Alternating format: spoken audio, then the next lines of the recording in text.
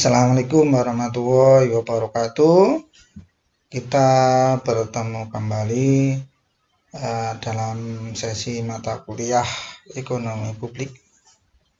Dalam kesempatan ini akan kita sampaikan yaitu satu konteks sesi di dalam chapter 3 ya, barang publik, tentang barang publik, yaitu tentang free rider problem. Tujuan dari pembelajaran ini adalah untuk mendefinisikan ya, atau untuk menjelaskan apa sih yang dimaksud dengan free rider problem. Yang selanjutnya adalah untuk menunjukkan solusi bagaimana untuk menyelesaikan masalah itu sendiri. Jadi masalah free rider ya, seperti itu. Baik, coba kita tampilkan contoh berikut ini, yaitu tentang free rider. Ini adalah penghapusan. Jadi adanya wacana ya. Pemirsa, bagi Anda pemilik kendaraan yang pajak STNK-nya mati selama 2 tahun, siap-siap akan segera dihapus dan kendaraannya dinilai bodong.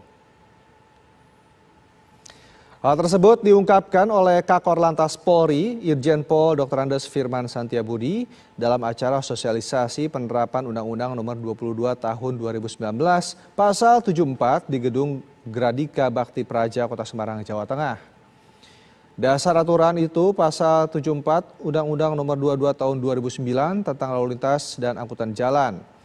Firman menjelaskan jika aturan tersebut telah diterapkan, maka kendaraan yang mati pajak selama 2 tahun akan dianggap bodong. Aturan ini berlaku untuk meningkatkan disiplin pajak masyarakat dan memudahkan pemerintah melakukan pembangunan. Sedangkan ini adalah contoh yang kedua, yaitu udah setanyakan bagaimana hari jalan paranti naon jalan paranti naon. Ini adalah kebetulan pedagang mana Rita kita dibongkar teh anu saya diangkutan ke jero menggunakan trotoar bahkan itu sampai bau jalan dipakai untuk berdagang. Nah, disewakan tuh jalan. Nyewa mah nyewa batasanana. oh kita pusingnya bareng bapak Ngarare wong kudu disorot di pom. Nya kau kulantaran bandar.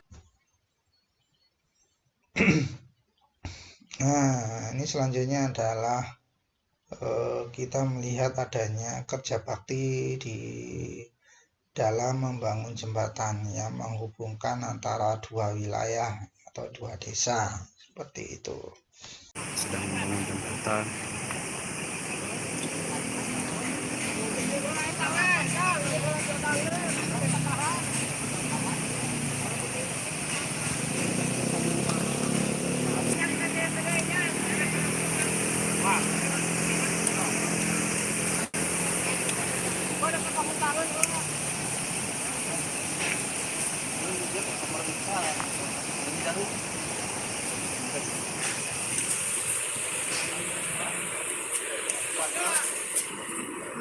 Masuk. Ini jembatan, Masya Allah.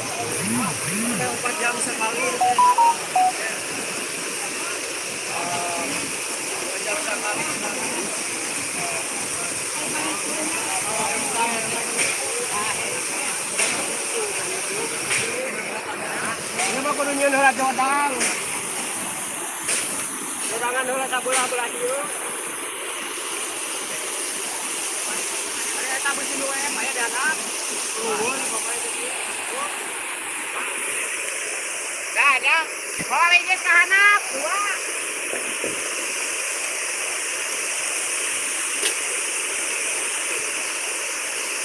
Selanjutnya, sebelum kita analisis ketiga masalah itu ya, seperti itu, ketiga kasus itu ya, sebagaimana yang ada dalam video yang sudah kita cermati bersama, maka kita harus mendefinisikan apa yang dimaksud dengan free rider problem. Jadi permasalahan free rider. Tapi ini tentunya masyarakat atau individual ya monggo ya seperti itu yang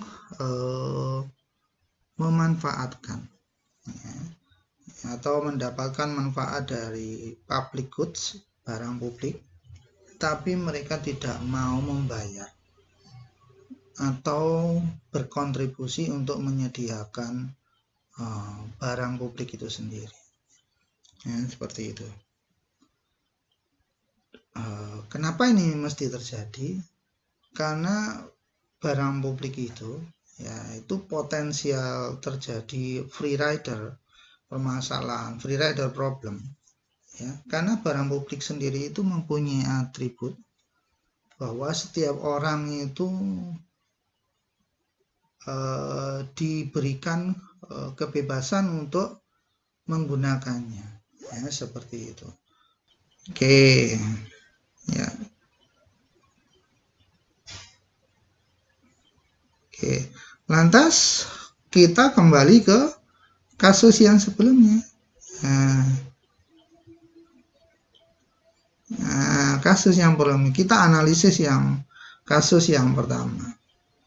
Yang pertama, nah, ya, tentang STNK ya seperti. Oke, ini kan prinsipnya ini kan tentang pembayaran pajak kendaraan. Nah, pajak kendaraan itu untuk siapa? Ya untuk pemerintah.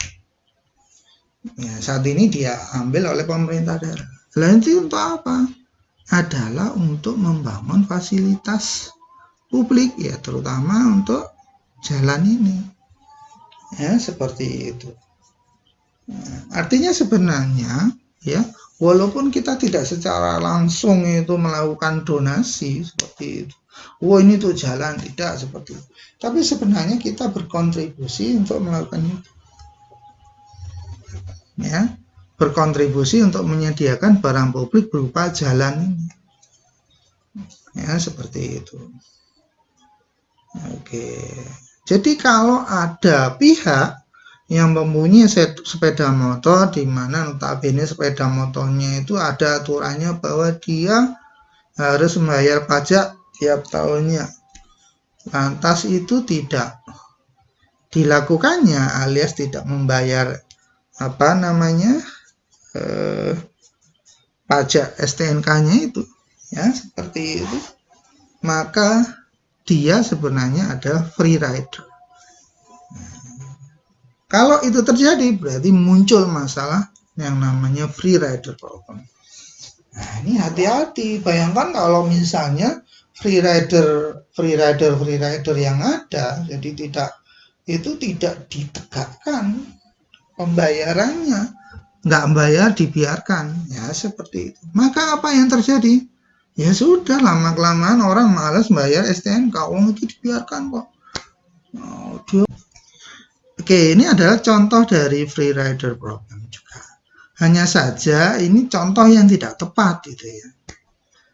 Kenapa kok saya katakan contoh yang tidak tepat? Karena di sini itu kalau free rider itu artinya dia boleh menggunakan seperti itu. Hanya saja tidak mau membayar, kan gitu ya masalahnya. Tapi kasus yang kedua ini bukan itu.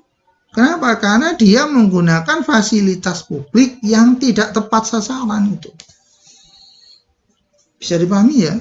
Kalau dia menggunakan kios di pasar, terus tidak mau membayar, itu namanya free rider problem. Tapi kalau ini tidak, ini adalah kasusnya bukan ke free rider problem, tetapi cenderung melanggar aturan penggunaan dari fasilitas publik. Apa yang dilanggar? Nah, itu kan yang digunakan apa itu? Trotoar. Kalau kita cermati bersama di dalam video, apalagi secara lengkap seperti itu, dia beralasan sudah membayar sewa dari kiosnya itu.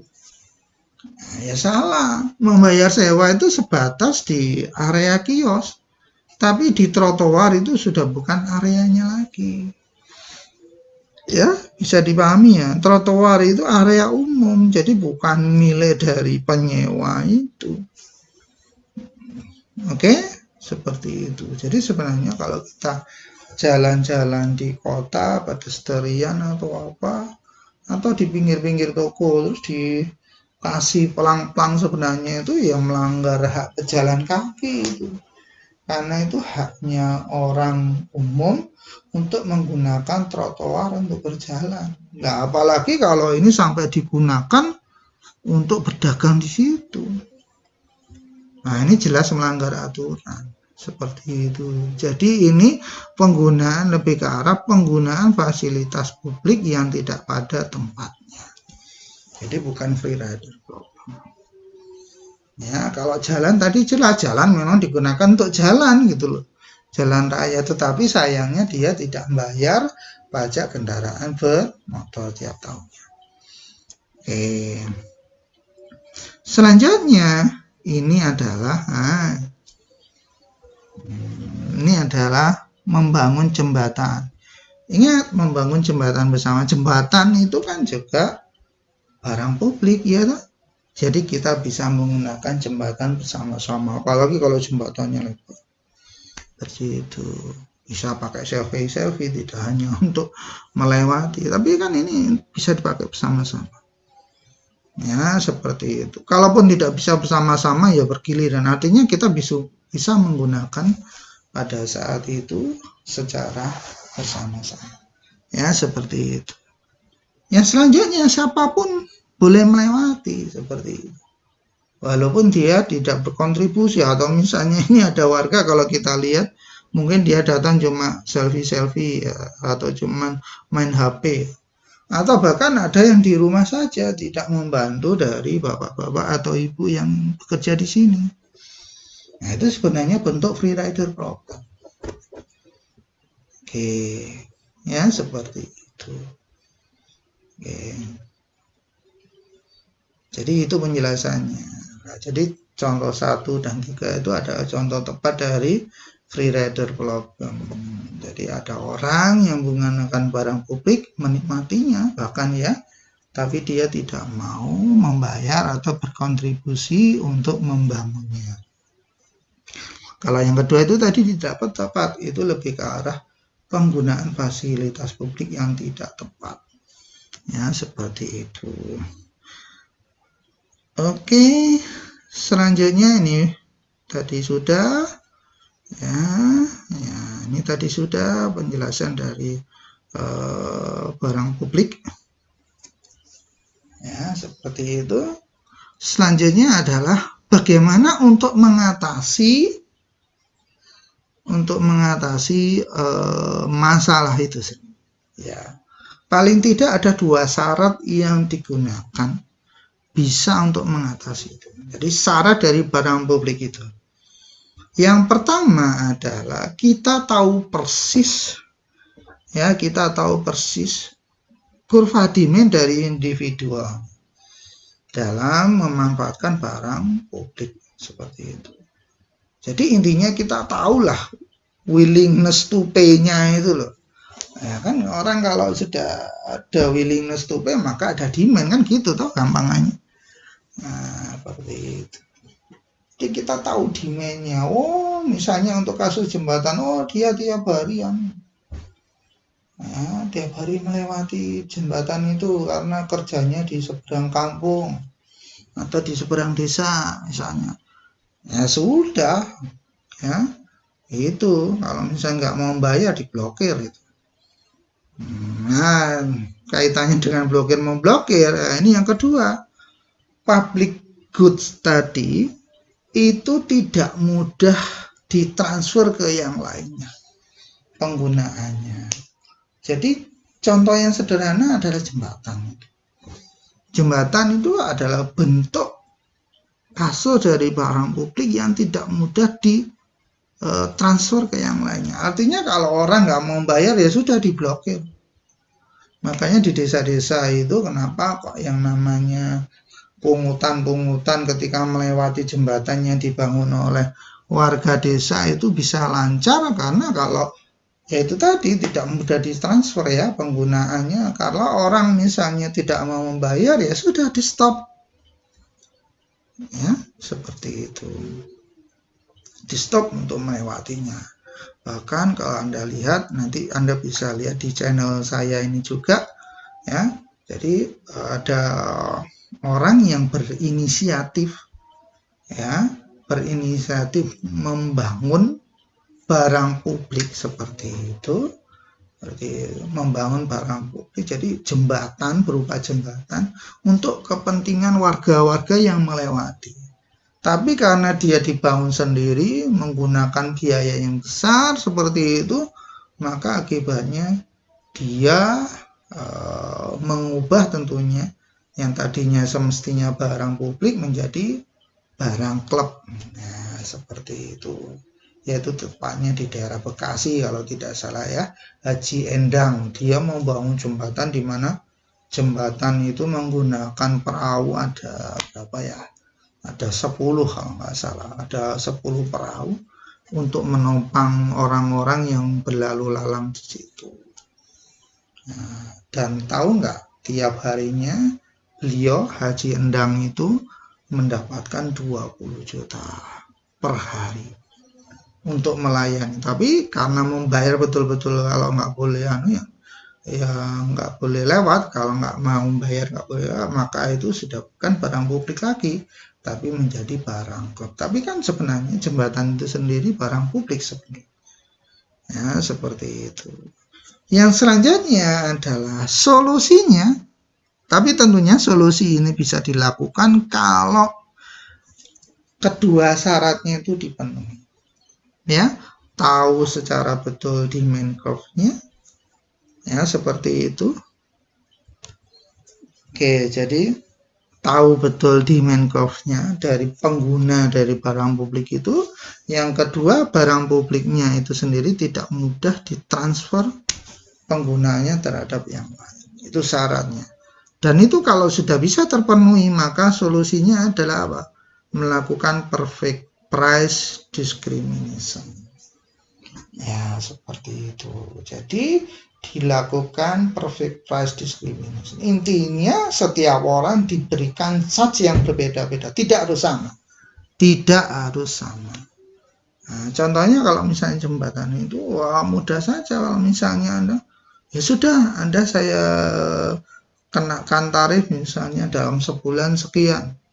Karena memang nyatanya tiap hari melewati. Tapi kalau misalnya kelihatan jarang menggunakan, paling seminggu sekali, ya sudah, paling seikhlasnya. Ya, seperti itu. Intensitasnya berkurang, ya sudah berkurang. Artinya apa? Bahwa setiap orang dilihat dulu demand-nya seperti apa.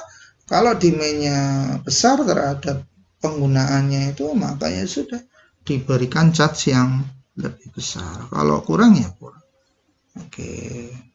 Anda sudah tahu ya perfect price discrimination. Anda dulu di mikro sudah diajari ya, bahwa intinya bahwa setiap individu itu bisa diberikan harga yang berbeda-beda. Seperti itu.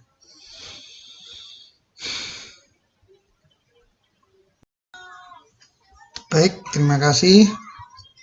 Sampai berjumpa kembali dalam kesempatan yang lebih baik dalam sesi yang lain. Assalamualaikum warahmatullahi wabarakatuh.